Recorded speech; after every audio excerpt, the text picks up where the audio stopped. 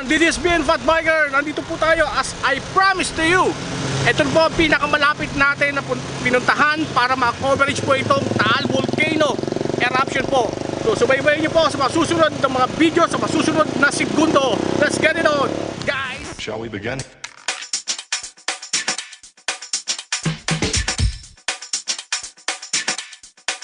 Let's begin now.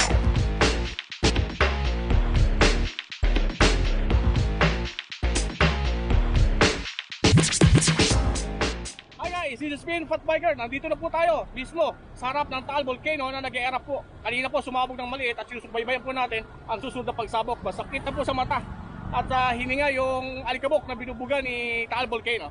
Okay? Maraming salamat po sa pag-tune in at stay safe and God bless to all of you guys.